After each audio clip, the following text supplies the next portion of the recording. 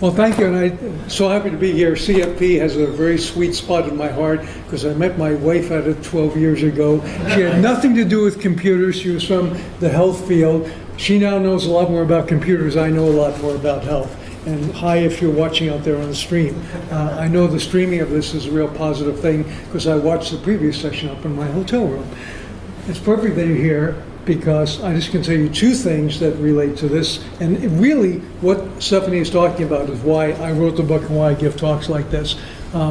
Many people, I won't ask if you did it, gave sperm donations to put themselves through college. And there was no question that was anonymous. It said right there, these are anonymous donations. There was a well-documented case in science of a young man who found his birth father, sperm donor father, even though the father had never been genetically tested. You know, he used his own DNA results. He used some other circumstantial information, like he had once been told, well, your dad went to such and such a college, and he went and, basically said, Dad, it's time for college tuition. So things change. There are unintended consequences, and that's really the point. If you want a more specific example, go to findcraig.org, I think it is. Craig Ventnor, a venture capitalist, has posted his full DNA sequence as best he has it. And you can find out, for example, his most likely surname, because the particular genetic makeup in his DNA is most frequent in Cornwall, England, and the most common name in that little part of England is Ventnor. So my point is that there are deductions that can be made. So that was just a little preamble. I want to talk to you mainly about biometrics. We all know, I'm going to skip a lot of this, but passwords are severely broken. When people are making jokes about passwords, like, well, they told me I needed 7 characters in a capital, so I got Sacramento and the 7 dwarfs, that type of thing. Convenience is king. So many people love their iPhone. They put their finger down on it, and it's perfect. And biometrics technology is getting better. When I worked in the 20 years ago, we had high false acceptance rates, type 1, type 2 errors. The other thing is it's less invasive than most people think. So you don't actually go out there and lose your fingerprint when you put it on your iPhone. They make a hash of it, they measure certain points, and they make a number out of your fingerprint. So they haven't really stolen your soul, they've stolen your number. There are also legal forces pushing for a non-repudiatable ID. Unless they've changed it, as of October 1st in the US, if a merchant does not have a PIN, chip and PIN, then if there's fraud, they're liable for the fraud amount on a credit card. We already have this in Canada. So the reality is that there are lots of reasons why we want to identify people. Biometrics are going to creep people out. It's so you can't change your fingerprint. You can't change, without major surgery, your hand geometry or your retinal scan. Snowden's revelations about government tracking made us all nervous.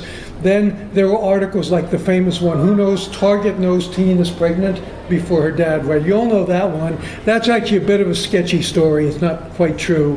However, there are now algorithms that predict the likelihood that you will become divorced, the likelihood that you will switch insurance companies. In fact, the U.S. insurance company was caught adjusting the premiums, not based upon how risky you are, how much chance there is that you're going to have an accident, but if you're really, really marginal and no other company will want you, they were jacking up your premiums so that, they knew they had you.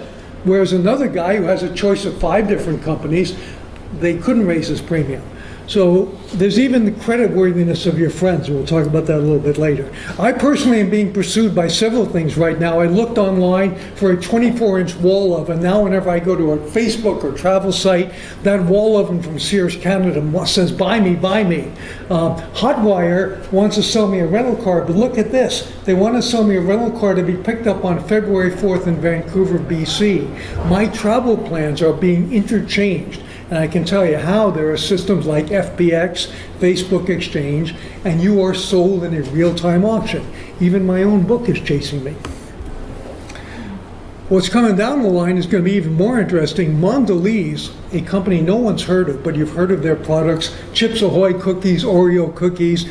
They're about to bring out smart shelves that as you walk by will measure your body mass index, determine your gender, estimate your approximate age, and possibly give you a coupon on your smartphone or on the shelf. So the whole shopping technology area is going to be based on some biometric factors. In fact, one of the weirdest ones that was tested out in Australia, there's an invention from MIT called audio spotlight. It's like a laser beam of sound. When you stand under it, you hear things. In this particular grocery store, if you stood on that spot, you heard, hello, you can hear me. No one else can. I'm the voice of your conscience. Do you see those bananas in front of you? They're fair trade bananas. They cost a little more, but you know what you should do. And sales of those bananas went up 152%. Some people weren't running out the store because they were schizophrenic and now, they were really hearing voices. But this type of technology is coming. It's not far away. Several California malls have been caught tracking people through the store, through the mall by their cell phone pings. What store did you go into? What did you pick up? And so on. So, people are rightly sketchy about this. And we have all these different things. I won't hit all of them. Well, my favorite is where you use Wi-Fi. I was at Black Hat Asia in Singapore. This guy picks up a phone from a guy in the audience with his permission and says, oh, Royal Bank of Scotland employees. Like, well, now I know where you work. British Airways first class lounge. Ah, you're a high roller. And then he paused for dramatic effect and said, I didn't know they had Wi-Fi at Hooters. So the fact is that your phone's Wi-Fi is leaving a trail. If you don't clear it, it knows that I was in this hotel. It knows that I was in an Air Canada lounge. It knows everywhere I've been.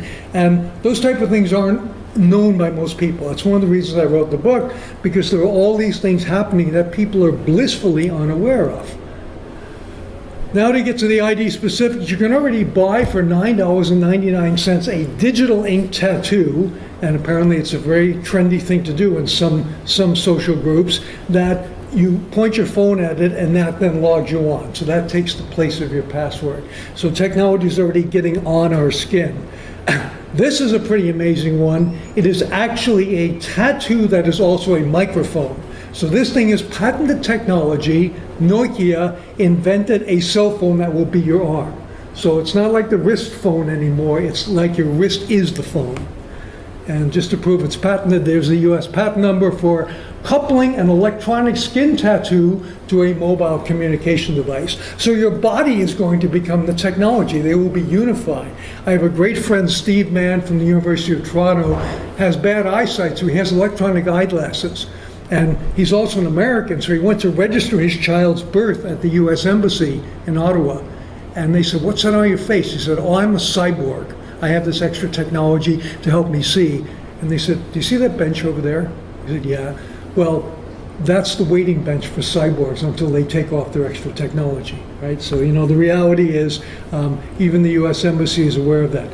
One of the creepiest ones, Regina Dugan, who also has a magnetic ink tattoo. She used to head research at DARPA. She's now with Google, as far as I know. She is handing over a password pill.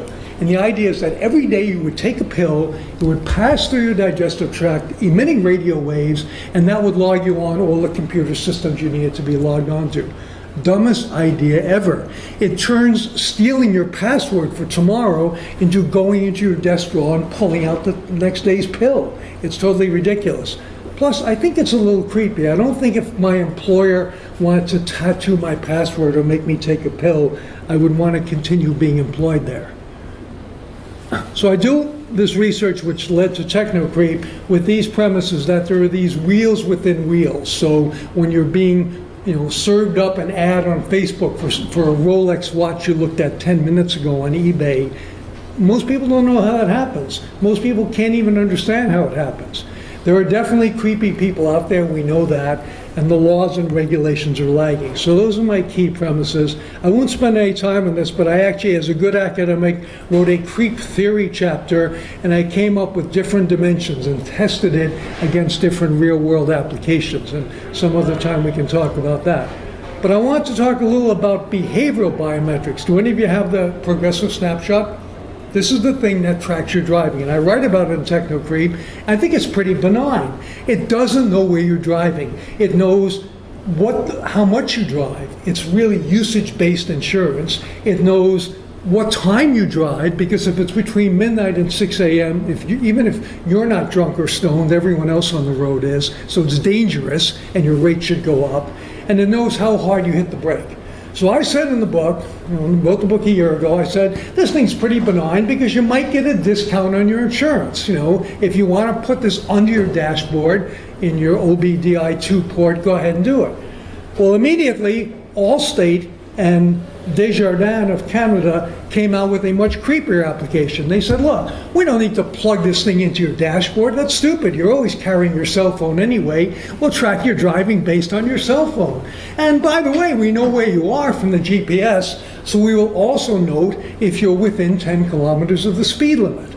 So they track where you drive, how far you drive, your braking acceleration, time and speed, and posted speed limit compliance. Claim they will never sell the information, although it's subject to subpoena. The weirdest part is they made a game out of it. Even if you are not a Desjardins customer, you can download the DriveWise app, and they urge you to challenge your friends, challenge your spouse. Who's the better driver?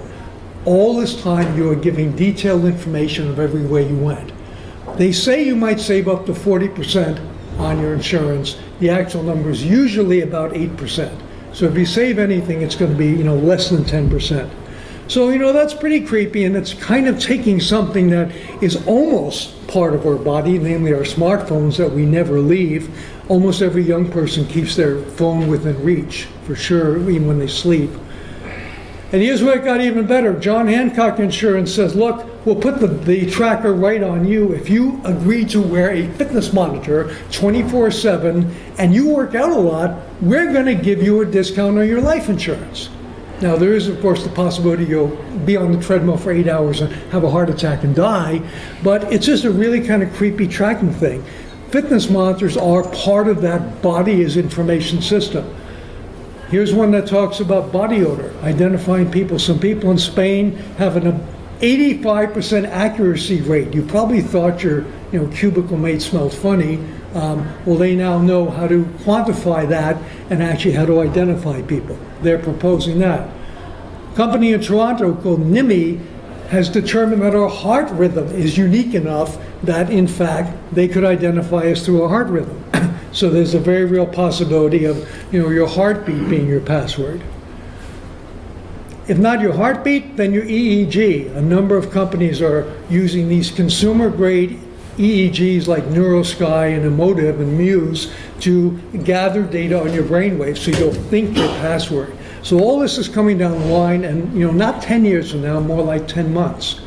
I did a proof of concept funded by the government of Canada on typing rhythm in the 1980s to see if we could use that as a password. And it's interesting, what I found was that I could tell if you were sitting at the computer and you got up and he sat down, it would be different enough. I couldn't actually really identify you. Since then, a number of researchers have pushed it so they have pretty good ones, but it has the seeds of its own demise. We tell people to have long passwords. The longer your password is, the harder it is to type repeatedly. So in fact, this method kind of contradicts good security advice.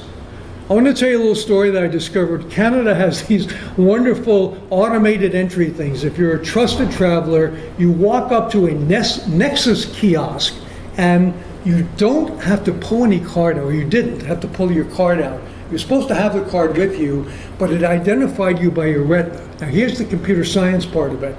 Doing that is a hard computer science problem. It has to look you up in a database against all the other registered users.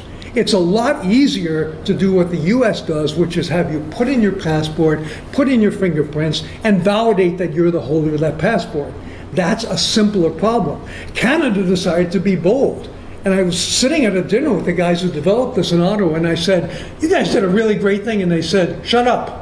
I said, wait a minute. No, just shut up. The minister's over there. Shut up. We'll tell you out in the hall. So I went out in the hall and I said, what's the big secret? They said, well, you think it works, right? I said, yeah, it doesn't. It doesn't always get a unique match. So sometimes it'll match the eyeballs to several different people. And there's an error going on there. So finally I said, what do you do with that? And I had to almost make a freedom of information request to get the answer out of them. They finally fessed up. If they couldn't uniquely identify you, you got that funny little receipt that said, go see a human being. And then they checked your passport. The best part of this, and these things cost millions and millions of dollars, is that I recently found them for sale on the Government of Canada surplus site. So if you would like your own Nexus terminal, the winning bid was $155.01. And they're mainly being sold, to be cannibalized by the computers. And so now they have new kiosks, and guess what? The new one you have to put your card in, right? So we have dumbed down to the same system as the U.S. Your fuel band, if you wear one, does indeed know that you're having sex. Okay, if it is the middle of the night, let's say 2 in the morning, and you just burned 150 calories, if you're a typical male, and you took 0 steps, it can make a deduction. It can also communicate. It might talk by Bluetooth or Wi-Fi. It might even contact the person you're supposed to be in bed with. The point is that all of this body data is being generated and going who knows where. And the answer is, in this case, it could be going to somebody you don't want to have it. There are serious workplace issues. Companies are actually giving their employees fitness monitors. 4 out of 5 employees in one survey said they would wear a company-provided fitness monitor if they got some perk, like extra vacation days or something. But, I always think of this scenario, and it takes a little while to load this next picture, that you're in a delicate negotiation with your boss. And she is sitting, staring into your eyes, except under the table, there's a little screen that displays your heart rate, your perspiration, and so on. So even in business situations, your voice stress, all kinds of other biometric parameters could be used for nefarious purposes. Other concerns? Well, if you have a fitness tracker on all the time, they know how much you slept. Now, if you come into work and you're a United Airlines pilot and you were doing the other thing as opposed to sleeping in bed all night, maybe you shouldn't fly the plane. If you're a clerk at Walmart, maybe you'd be just fine even if you had 1 hour sleep. So should the employer be able to see that data? We know that Google's making a smart contact lens for diabetes. Maybe it could also be a drug testing contact lens, not that far away. Genetic information, of course, may reveal health risks not just about you, but also your relatives. So if anybody in your family, and of course you realize this, has identified their DNA with their name, that says things about all the other members of the family who are genetically related. And the other thing is biometrics could become de facto mandatory. So I write about in a book a company called Lendo that's in the UK that sets your loan rate based on your friends. What happens is you say, I want a loan, they say there'll be 38% interest. They go, oh, no, it's too much. Well, okay, give us access to your Facebook profile. Now, if all your Facebook friends are homeless people, it'll still be 38%. But if you have quality friends by their definition, which is other Lendo customers who have paid back their loans, that will actually reduce your interest rate. But they reserve the right, if you don't pay them back, to shame you on Facebook in front of your friends. Bioinformation can be stolen. That's certainly a risk. Any data can be stolen. We know that, OPM and so on. So here's an example of a sort of fake USB charger that records all your keystrokes in the air. The security of this information is definitely going to be a serious concern. Have any of you got the Amazon Echo yet? What do you think of it? It's all right. Is it spying on you? No. How do you know? Because it only activates when you use a whisper. Okay, you have to say the word Alexa, right? So you go, Alexa. For those of you that don't know what we're talking about, this is like Siri, but it sits on the table, and you can do things like, Alexa, and it goes, yes.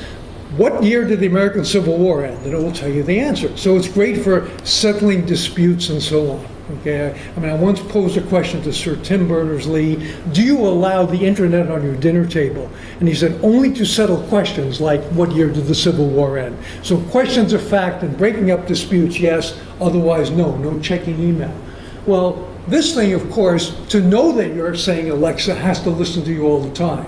And there has been at least one article that suggests if a government agency wanted to bug every home in America but didn't have the budget, they could just get you to buy this for $99 yourself, ship it into your house and wire it up. So the point is that it is listening. And one of the reasons I bring it up here is your voice print has been proposed. Air Canada now is using that to identify you on the frequent flyer program. Say your Aeroplan number. and they check your voice print against the reference one. So if I wanted your voice print, I'd probably get it through your Echo, or I would get it through your child. This is the newest Barbie, the Mattel Talk to Me Barbie, and here's how this works. Your child talks to Barbie. All the information is sent by Wi-Fi to a server in Los Angeles that does deep-level semantic analysis and comes back with an answer.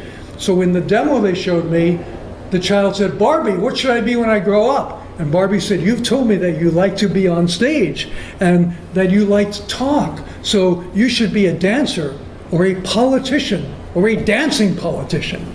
So we have a lot of those in Canada now. So anyway, this information is being sent who knows where, and who knows what's being done with it.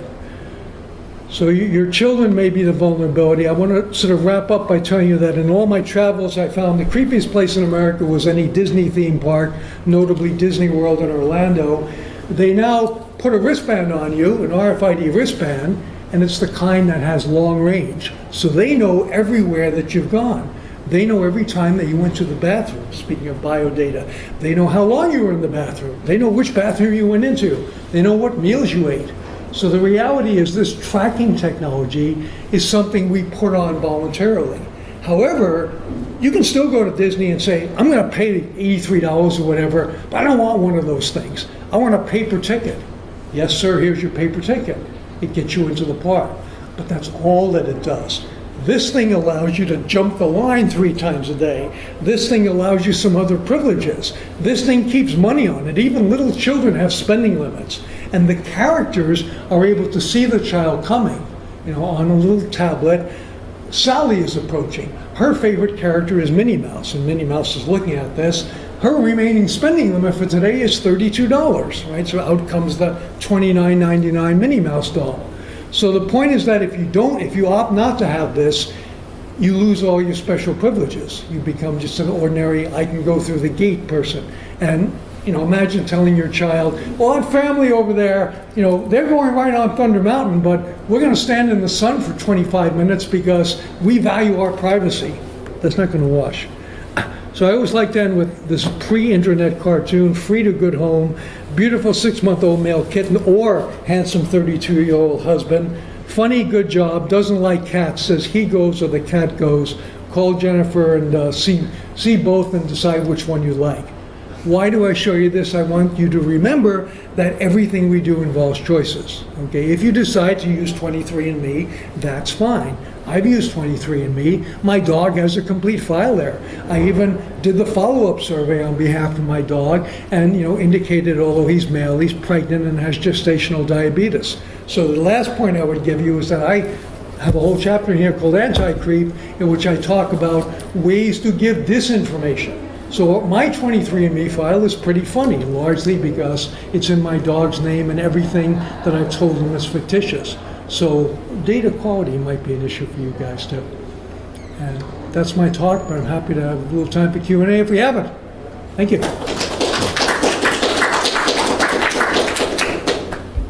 On anything. Yes, go.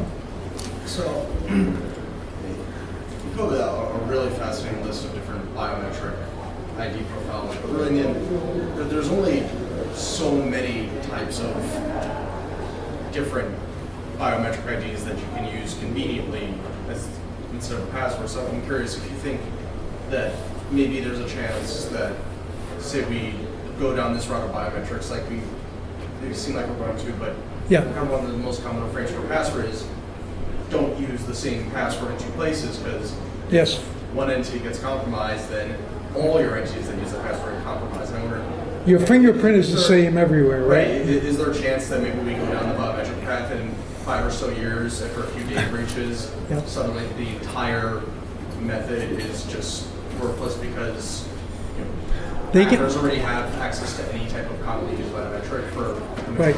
There's a technological answer that you can actually change your fingerprints because they could change the algorithm by which they measure it, right? So since they're not actually capturing your full fingerprint, they could measure different whorls and so on. There's a fun answer to this question too, which is that my wife is Australian and therefore has to go through a US visit enrollment every time she comes into the United States. And this consists of putting down your 2 index fingers and looking into a camera.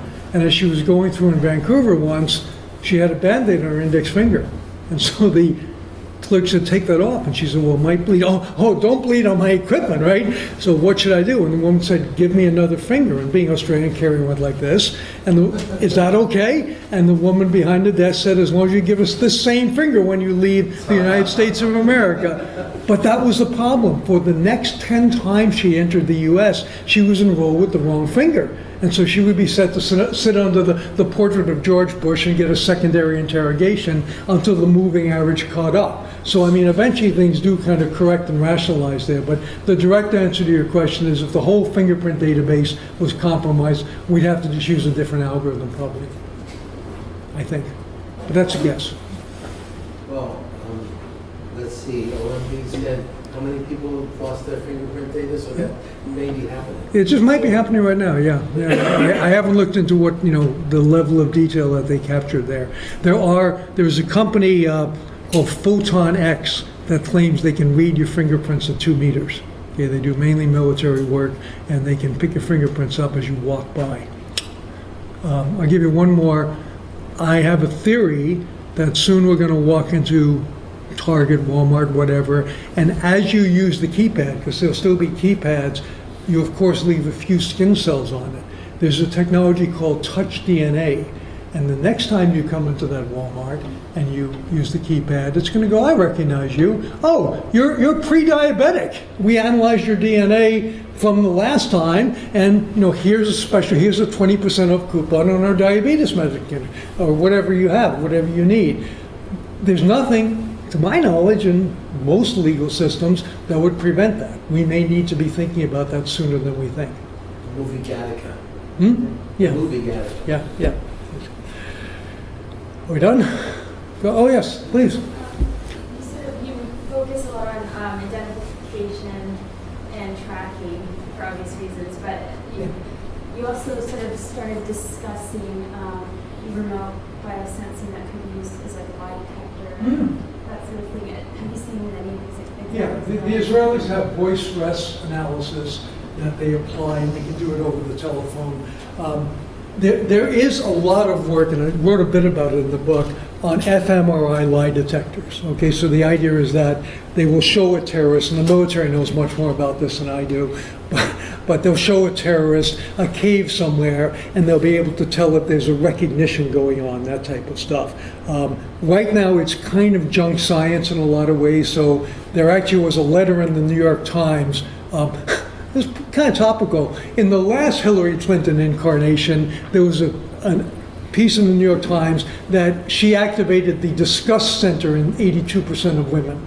And these Nobel Prize winners took the time to write a letter to the editor saying there is no such thing as the disgust center. This is total junk science, and you shouldn't be using fMRIs to do this type of stuff. There have been a couple of court cases, actually, where fMRI evidence has been admitted in death penalty cases, because in the death penalty, anything is admissible, apparently, because if there's any hope that it will do the defendant any good. So there is a Dr. Daniel Amen who has frequently testified in cases showing that this person doesn't have the mental capacity to form the mens rea to do that crime, that type of thing. So yeah, we're going to see a lot more of that, definitely coming. Good question. Anything else? Awesome. I think the other panels are ongoing, so. Great. I will hang around if you guys want to talk, and books on Amazon. Thank you very much.